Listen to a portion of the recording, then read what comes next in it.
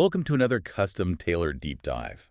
Today we are looking at a sack of incredibly dense, brilliant philosophical source notes that basically deconstruct the very mechanics of why you do what you do. And what actually constitutes your happiness. Right, exactly. Yeah. And when I say deconstruct, I mean we are going all the way down to the studs of human motivation here.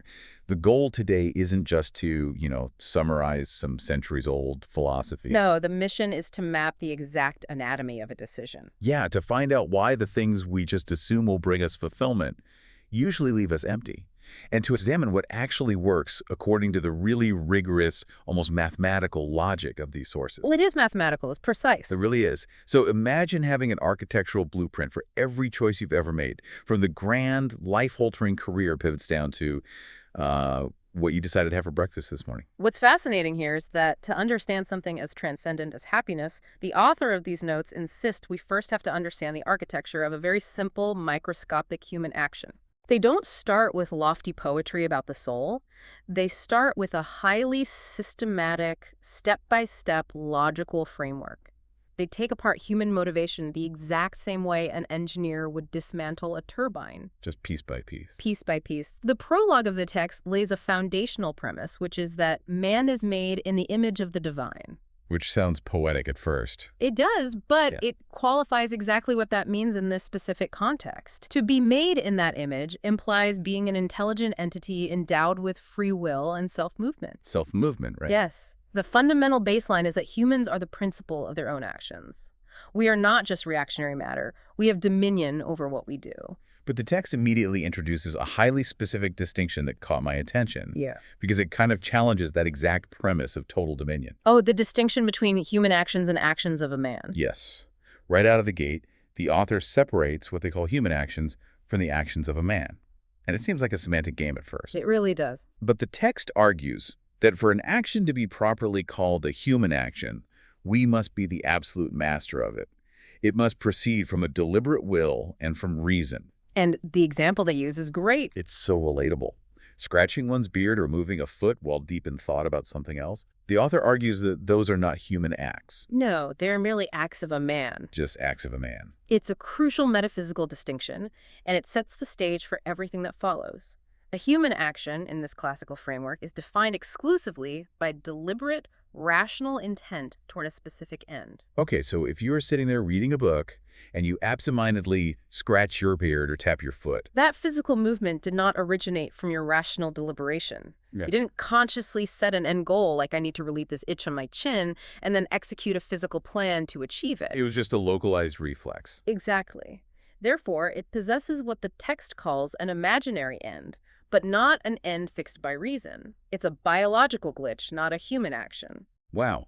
So if a human action requires active, deliberate will and reason, how many of our actions on a given Tuesday actually qualify? Probably fewer than we'd like to admit. Think about the modern daily routine.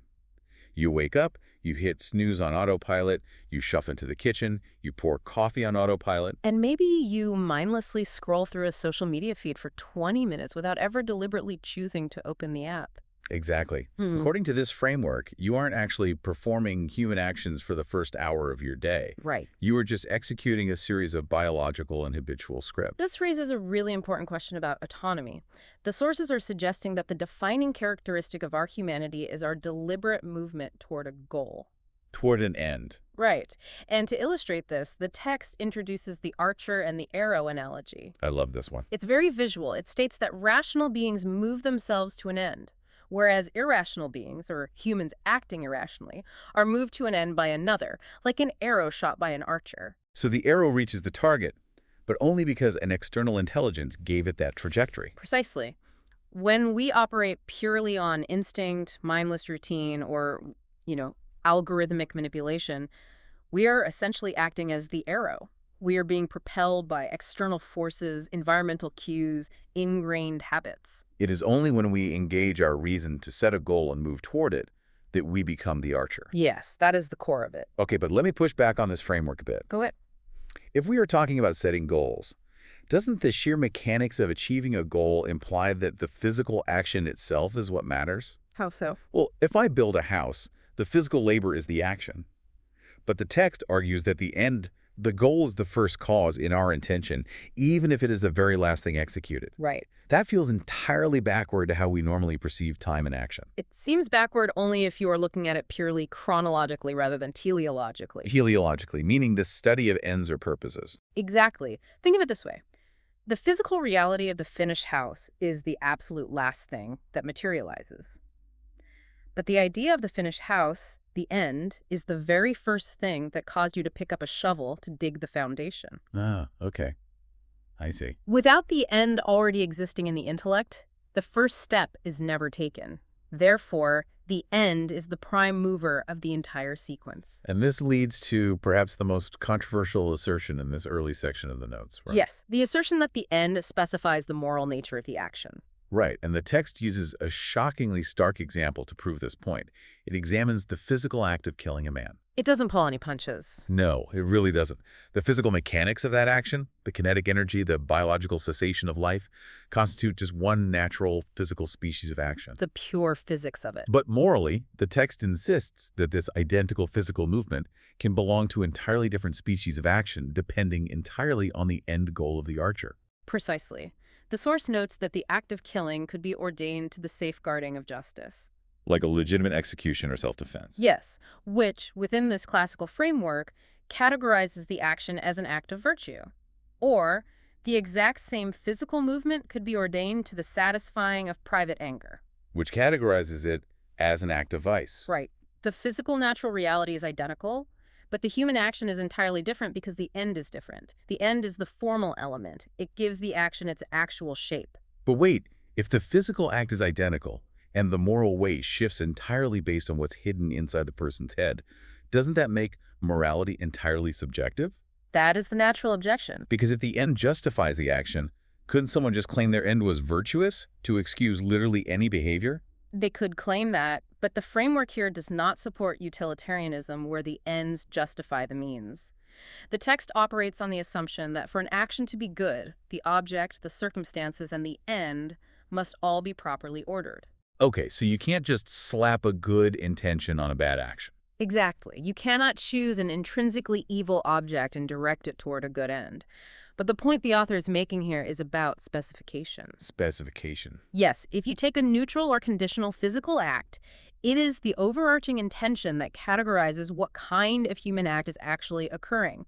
The intention acts as the soul of the action, while the physical movement is just the body. That is a fascinating way to frame it. So if every deliberate human action has a goal, and that goal is what gives the action its shape, it begs the question, do these goals just link together endlessly? The infinite regress problem. Right. I work to get money. I use the money to buy food. I eat the food to get energy. I use the energy to do more work to get more money. Yeah. Is human life just an infinite looping chain of intermediate ends? Or is there a hard stop? If we connect this to the broader Aristotelian physics that underpins these notes, an infinite regress is logically impossible. Logically impossible. The text firmly asserts that there must be one last end of human life. We cannot proceed to infinity in our ends. Because the author is mapping the laws of physics directly onto human psychology. Exactly. In physics, there must be a prime mover. Because if every gear only turns because it is turned by another gear without a first gear that turns itself, the entire mechanism would be frozen. It would just sit there. Right. Similarly, in the human will, there must be a first intention. If we did not have an ultimate, final end in mind, a resting place for our desire, we would never begin to do anything at all. The entire chain of motivation would collapse. Completely. So we all have a final end. But what if my final end isn't just one thing? What do you mean? Well, what if I want a portfolio of ultimate goals? A portfolio? Yeah, why can't my ultimate final resting place be a combination of having a loving family, a robust bank account, and perfect physical health? I see. The text claims it is completely impossible for one person to have several last ends. Feels really rigid. Why can't I diversify my ultimate happiness? It sounds rigid until you follow the strict metaphysical logic the author applies to the concept of the ultimate. Okay, walk me through it. By definition, a person's ultimate end must fill their appetite completely. It has to be the crowning, perfect good that leaves absolutely nothing else in the universe to be desired. Nothing else. Nothing. If you place your ultimate happiness in a portfolio of things, say wealth, health, and family, You are tacitly admitting that none of those things perfectly satisfies you on its own. Because I need the other two. Exactly. If your ultimate end requires additions, it is simply not the ultimate end.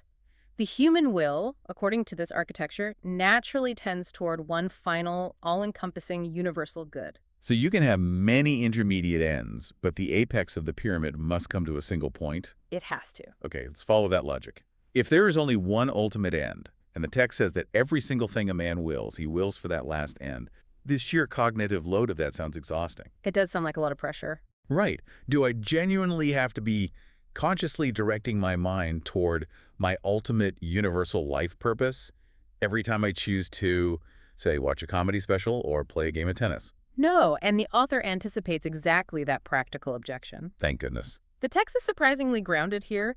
It explicitly defends jokes, relaxation, and jesting as having a valid place in the architecture of human action. Jesting. I love that term. It points out that actions done in jest aren't directed to some external serious matter. They are directed to the good of the jester, to afford pleasure or relaxation. And that personal good or relaxation is a necessary intermediate step that ultimately maps back to your capacity to pursue your final end. Exactly. You rest so that you can continue the journey. And the text makes it clear you don't have to hold the final destination in your conscious mind every single second of that journey. Right. The analogy provided is really elegant. While walking along the road, one needs not to be thinking of the end at every step. Which is how we all actually walk. Yes. The intention you formed when you started the journey carries its virtual force through every single step you take. You might be distracted by the scenery, you might be focused on avoiding a pothole. Or just putting one foot in front of the other. Right. But the initial virtue of the intention to reach the destination remains active in the background, organizing your movements. Okay, so if everyone is biologically and rationally wired to seek this ultimate, singular, perfect good, and our wills are essentially homing pigeons desperately trying to find this one final resting place, Yes. we have to address the glaring contradiction of reality. Which is? Why is human history just one long record of misery, conflict, and drastically different pursuits? Ah. If we all have the identical final end, why is one person obsessed with hoarding billions, another obsessed with fame, and another retreating to a monastery? The text resolves this paradox by making a razor-sharp distinction. Do all humans have the same last end? The answer is both yes and no. Yes and no. Yes, as to the aspect of the last end, meaning universally, every single human being agrees that they want the fulfillment of their perfection. Everyone wants the ultimate good. Everyone wants to be perfectly happy and at rest. Exactly, but no as to the thing in which it is realized. The subjective thing is where the entire human project derails. Completely derails. We all possess the exact same craving for ultimate happiness, but we completely disagree on what specific object or achievement will actually satiate that craving. And to explain this divergence, the sources introduce the taste analogy. Yes, the taste analogy. Walk us through that. To every physical sense of taste, sweetness is universally pleasant. Everyone likes sweet. But to a person with one palate, wine might be the sweetest. To another, honey. Right. The text argues that the absolute best sweet is whatever the person with the best disposed taste prefers. So applied to morality and human action, everyone is seeking the sweetness of happiness. Yes. But our psychological and moral palates are disposed differently and often poorly. This presents a fascinating framework for empathy, actually. How so? Well, when you look at someone who makes catastrophic life choices, a corrupt politician, a ruthless executive, or even just someone acting out of a desperate, toxic need for attention. Our instinct is to view them as intentionally pursuing evil. Exactly. But according to this logic, they aren't turning away from the intention of happiness.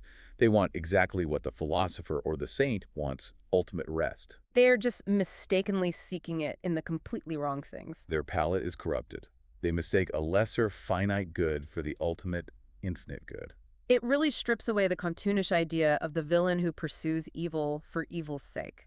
The text implies that human beings are incapable of desiring evil purely as evil. We only desire things under the aspect of the good. Right. The tyrant who suppresses a population is doing so because his palate tells him that total control is the sweetest thing. The object that will finally bring his restless anxiety to an end. He is wrong, objectively, but his mechanics of motivation are identical to anyone else's. He has identified the wrong thing to satisfy the right craving. Which perfectly sets up the massive diagnostic section of these source notes. The suspects. The usual suspects of happiness. Right. If we all want happiness, but our tastes are corrupted, we need to rigorously examine the things we think will make us happy to see if they can actually hold the weight of our infinite desire. And the text categorizes these into illusions of external happiness and illusions of internal happiness. Let's start with the external. The author highlights 4 major culprits: wealth, honor, fame, and power. Let's dive deep into wealth, because this is arguably the primary religion of the modern world. It absolutely is. And the deconstruction of wealth here is surgical. The text divides wealth into 2 distinct categories: natural wealth and artificial wealth. Okay, natural versus artificial. Natural wealth includes the physical realities that serve as a remedy for human wants: food, drink, clothing, vehicles, dwellings. Things that exist to support human nature. Yes. But because they are meant to serve man, they are intrinsically below man in the hierarchical order of nature. Okay, that makes sense. Therefore, man's ultimate highest end, his crowning perfection, cannot logically be something that is lower than him and designed merely to sustain his physical machinery. So if natural wealth is just fuel for the human machine, the fuel obviously can't be the final destination of the journey. Right. I can't make eating protein the supreme architectural meaning of my existence. You cannot. But what about artificial wealth? What about numbers in a bank account? Money isn't a natural remedy. It's an abstract concept. And that abstraction is precisely where the psychological trap lies. The trap. Artificial wealth currency was invented merely for the convenience of exchange, a tool to acquire natural wealth. But the author points out a fatal flaw in human psychology regarding abstract wealth. Okay, cheers. The desire for natural wealth is naturally finite. Your physical body imposes a limit. Right. You can only eat so much Wagyu beef before you are sick. You can only wear so many tailored suits at one time. You can only sleep in one room of your mansion. True. But the desire for artificial wealth, the abstract accumulation of money, is absolutely infinite. The text says this infinite thirst serves disordered concupiscence. Because the limit is removed, the desire becomes unrestrained. And we see this constantly. A person thinks that if they hit a net worth of $1 million, they will finally experience that ultimate rest. They hit it. The rest lasts for about 3 days. The anxiety returns. And suddenly their palate tells them that 10 million is actually the threshold for happiness. The author draws a brilliant paradoxical contrast between seeking the true sovereign good and seeking temporal goods like money. Yes. When it comes to the true highest good, the more you possess it, the more you know it, and the more you love it. Its capacity to satisfy expands as you engage with it. But with temporal goods, the exact opposite occurs. When you finally attain the wealth you were convinced would bring you peace, you immediately realize its insufficiency. It doesn't fill the void. Consequently, you despise the amount you have, and you thirst for more. Whosoever drinketh of this water shall thirst again. That line from the text is the perfect encapsulation of the modern hedonic treadmill. It really is. The thirst is infinite because the object you are drinking is inherently finite. It can never actually quench a spiritual or rational appetite. And the author leaves a sharp warning here. Do not take your estimation of human goods from the foolish multitude who only understand material things. Right. If you want to know what a good meal is, you don't poll a crowd of people who have only ever eaten fast food. You ask someone with a refined palate. Exactly. Moving from the illusion of wealth, the text dismantles the second external good, honor. Honor is an interesting one. Many individuals orient their entire lives toward being honored, receiving awards, gaining titles, securing respect from their peers. But the text asks a fundamental question. What is honor, ontologically? Honor is not a good that exists in and of itself. It is merely a sign, an attestation of excellence given to you by someone else. Which means pursuing honor as a final end is logically backward. You don't want honor just to have the abstract concept of honor. No. You want honor to prove to yourself that you were actually excellent. The honor is just a symptom. It's exactly like looking at a thermometer. You want the thermometer to read 98.6 degrees, not because the thermometer creates health, but because it assures you that health is present. Right. And if you hold a lighter to the thermometer to make it read 98.6, you haven't achieved health. You've just manipulated the sign. Pursuing honor directly is manipulating the thermometer. That is a perfect modern translation of the concept. The text argues that happiness is the reward of virtue, the actual state of excellence.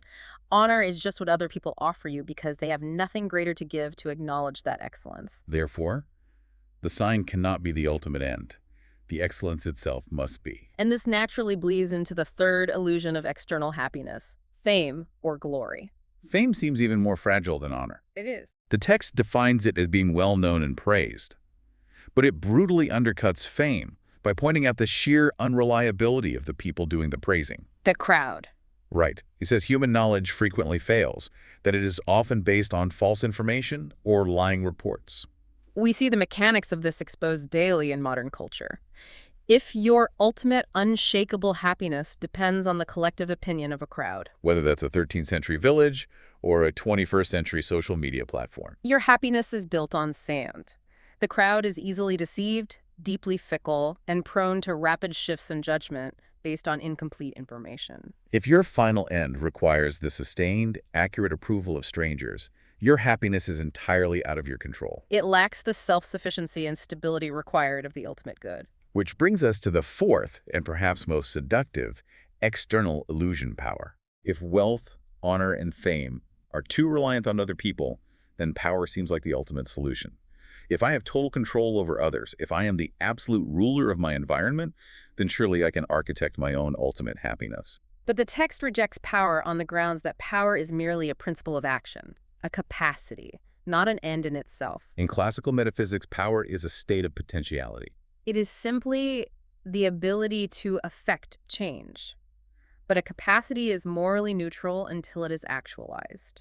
Crucially, power can be wielded for profound good or for catastrophic evil. And since ultimate happiness is defined as the perfect crowning good, it must be completely incompatible with evil. Exactly. Therefore, power cannot be the essence of happiness, because power is equally present in the hands of a bloodthirsty tyrant and a benevolent saint.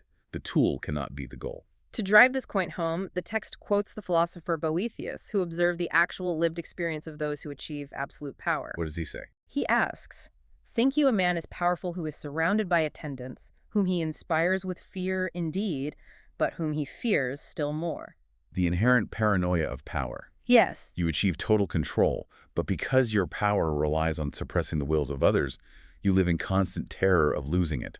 You can't sleep because you suspect your own guards. That state of hypervigilance and fear is the exact opposite of the ultimate rest and peace the human heart is wired to seek.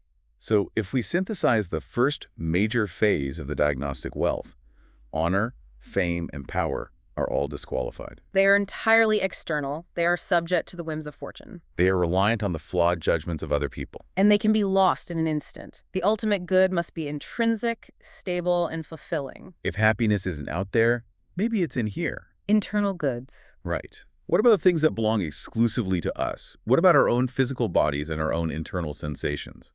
Let's transition to the illusions of internal happiness, starting with the body itself. Can man's ultimate happiness consist in the perfect health and preservation of his physical form? The author applies the same rigorous teleological logic to internal goods. The answer regarding the body is a definitive no. And the reasoning goes back to the concept of ends and purposes.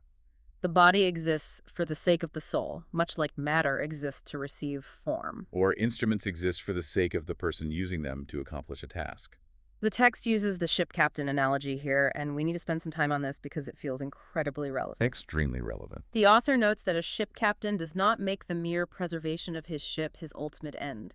He doesn't construct a beautiful vessel just to let it sit safely in a dry dock forever, protected from the waves. The defining essence of a ship is that it is an instrument meant for navigation. It is meant to transport goods or people to a destination. Likewise, the ultimate end of human reason and will cannot simply be the preservation of our own physical existence. The body is the vessel. If we overlay this analogy onto our current cultural moment, the implications are staggering. Think about the wellness industry. Look at the modern longevity movement, the biohacking industry. Tech billionaires spending hundreds of millions of dollars to reverse their biological age, taking dozens of supplements, hyper-optimizing their sleep, tracking every biometric marker. Health is obviously a good thing. The text isn't anti-health. No, of course not. But the critique here is that an entire culture has started treating the preservation of the ship as the final, ultimate meaning of existence. Right. If you spend 90 years meticulously maintaining your vessel, but you never actually sail it out of the harbor toward a transcendent destination, this classical framework argues you have completely failed the assignment of human life. You've preserved the instrument but ignored its purpose. That is a sharp, accurate application of teleology. The preservation of an instrument can never be the final purpose of the instrument. It must be utilized for an operation higher than itself. So, if the ultimate end is not the physical structure of the body, what about the sensations the body produces? What about bodily pleasure? This is, without a doubt, the most common operational philosophy in human history. Pure hedonism. The belief that experiencing physical pleasure and avoiding physical pain is the ultimate meaning of life. But modern neuroscience seems to back this up, doesn't it? In what way? Well, if everything we do is driven by dopamine loops, if every achievement is just a mechanism to trigger a chemical release in the brain, then from a biological standpoint, pleasure is the goal.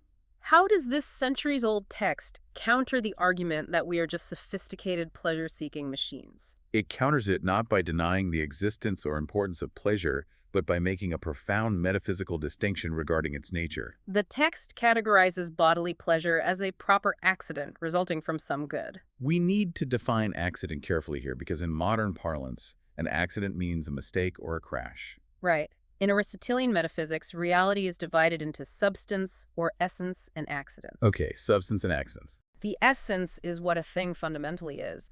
Accidents are the characteristics, qualities, or byproducts that naturally adhere to that substance but do not define it.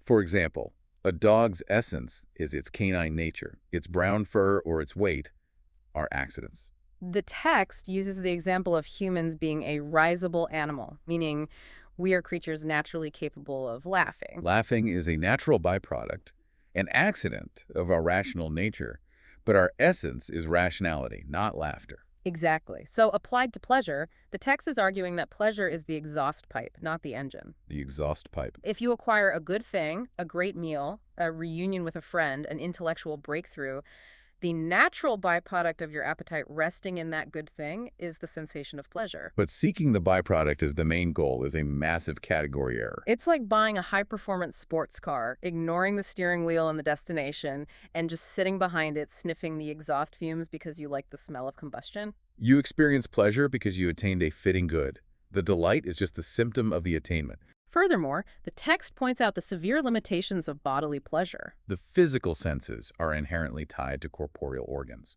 Therefore, they can only ever perceive singular, specific, material, finite things.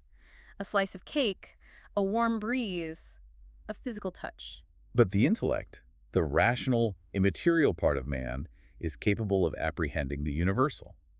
We can conceive of justice, truth, and infinite goodness. The good that perfectly satisfies the human being cannot be limited to a singular physical sensation because our rational capacity is vast and immaterial. Bodily pleasure is just a localized physical reaction. It is a trifle compared to the infinite capacity of the rational soul. Okay, so if the body is just the ship and pleasure is just the exhaust of the engine, what about the soul itself? In our modern therapy culture, the highest good is often framed as self-actualization. The idea that finding my true self, or achieving perfect internal psychological harmony, is the ultimate goal. Could my ultimate end just be my own soul? The sources reject this idea as well, relying heavily on the concept of potentiality. The soul, considered in itself, is in a state of potentiality.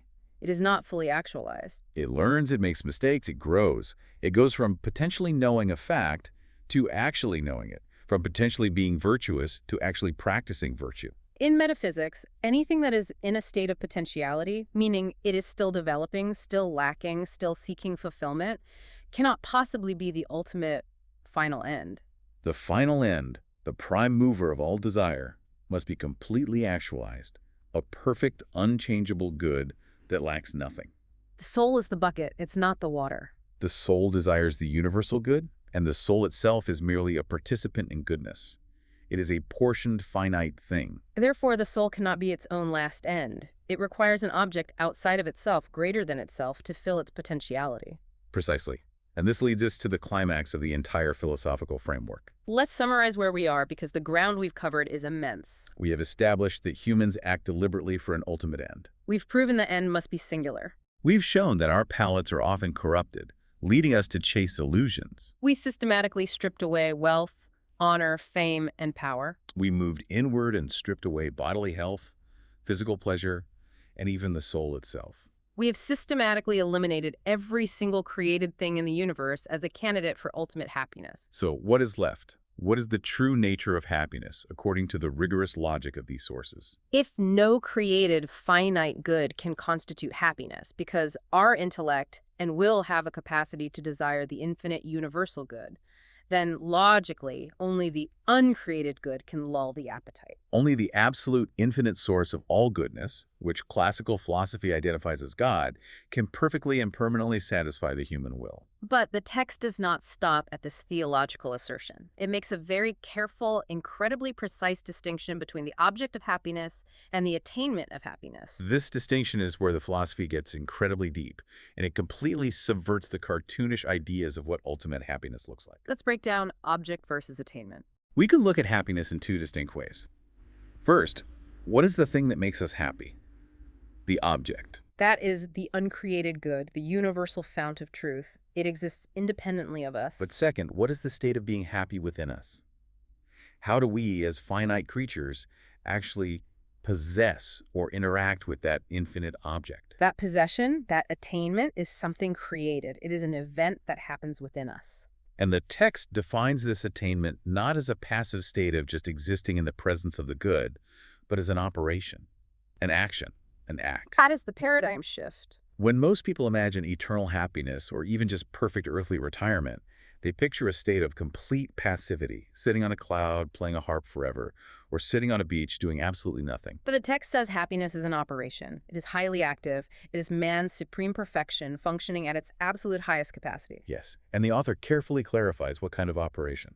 It relies on the distinction between transient actions and imminent actions. Transient actions are operations that pass into outward matter like cutting wood, building a house, or painting a canvas.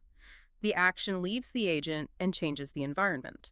But imminent actions are operations that remain within the agent-like feeling, willing, and understanding. The text concludes that ultimate happiness must be an imminent operation of the intellect. It is the active, continuous, direct contemplation and knowing of the highest truth. Wait, I can hear the listener's skepticism right now. What's the objection? We've gone through this entire rigorous deconstruction of wealth, power, and pleasure, only to conclude that the ultimate happiness of human existence is intellectual contemplation. Is the highest good just doing math or reading philosophy forever? Right. How is a modern person supposed to relate to this? Are we all supposed to become cloistered monks staring at the wall? It's a completely fair objection, but it misunderstands what the text means by intellectual operation. In what way? In this classical sense, the intellect is not just the part of the brain that solves algebra equations or memorizes trivia. The intellect is the highest faculty of the human soul. It is the capacity to apprehend truth and reality directly. The text distinguishes between the intellect and the will. The will desires the good, but the will is blind without the intellect to show it what is good. Therefore, happiness essentially consists in the intellect, seeing the uncreated good. It is an intellectual communion, an unmediated apprehension of absolute reality, truth, and beauty. The joy in the will is just a necessary byproduct of the intellect achieving that vision. So it's not studying truth, it's the direct experience of being united with it. But obviously we don't have that perfect continuous vision in this life. We have to sleep, we have to pay taxes, we get distracted by a million trivial things. How does this ultimate end matter to us right now on a Tuesday while we are commuting to work? The text is entirely realistic about the limitations of the human condition in this life. It explicitly admits that in our present state, perfect, uninterrupted happiness cannot be attained. Our operations are continually interrupted by the needs of the body and the duties of life. But it argues that we can have a participation in happiness. We can orient our intellects toward truth.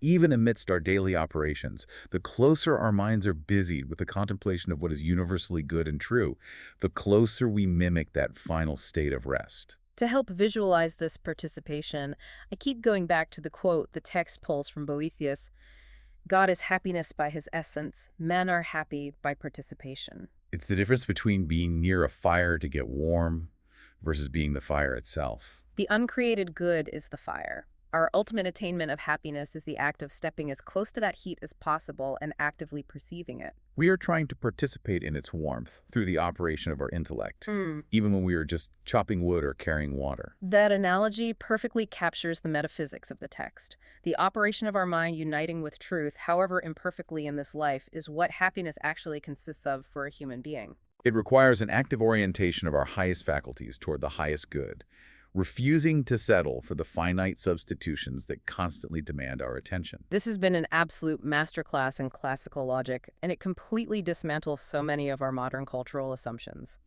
Let's do a final sweep of the massive architecture we've explored today. We started at the microscopic level, separating deliberate, rational human actions from mindless autopilot reflexes. We realize that every deliberate choice is an arrow fired at a target, propelled by the prime mover of an ultimate end. We then followed the rigorous deduction that this ultimate end must be singular. We cannot serve two masters or rely on a fractured portfolio of desires to bring us perfect peace. We acknowledge the tragic divergence of human history. Everyone desperately desires this ultimate rest, but our moral palates are corrupted, leading us to seek the right sweetness in the wrong objects. We took a sledgehammer to the illusions.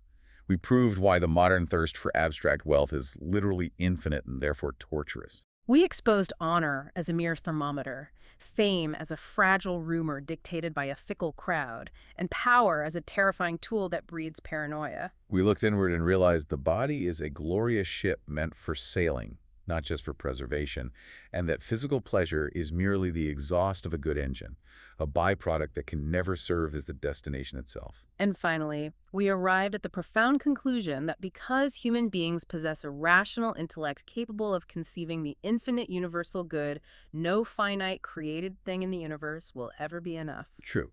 Ultimate happiness is not passive relaxation, but an active, supreme, continuous intellectual operation resting in the uncreated good. As you continue with your day, whether you are commuting, working, or just relaxing, I want you to evaluate your own ends. What is the prime mover behind your choices today? Are you putting the full weight of your ultimate hope into a finite, created good hit? A promotion, a bank balance, a social media metric that will inevitably leave you thirsty the moment you achieve it? Are you treating your body as a ship with no destination? It is a demanding audit of how we allocate our time, what we allow to capture our focus, and whether we are living as deliberate archers or just arrows being blown around by cultural winds. I want to leave you with one final provocative thought to mull over, something that bridges these centuries-old notes directly to the device probably sitting in your pocket right now. The text argues that because we inherently realize the insufficiency of temporal goods, the moment we finally possess them, we quickly despise them and anxiously seek new ones. We drink the water, find it lacking, and thirst again immediately. Look at our modern hyper-connected culture. Could our obsessive compulsion to constantly upgrade to the newest device, or the way we endlessly, restlessly scroll through a feed searching for the next fleeting 3-second hit of content, actually be the most profound, undeniable empirical proof of this ancient philosophical text? Could our constant low-grade boredom and our inability to be satisfied by the digital world be the very proof that we are, in fact, wired for the infinite? It suggests that our modern anxiety is not a glitch, but a perfectly logical symptom of an infinite appetite trapped in a finite buffet. Thank you for joining us on this deep dive into the source material. We hope this rigorous blueprint gives you a new, uncompromising lens through which to view your own actions, your corrupted tastes, and your pursuit of the perfect good. Until next time, keep questioning the blueprint.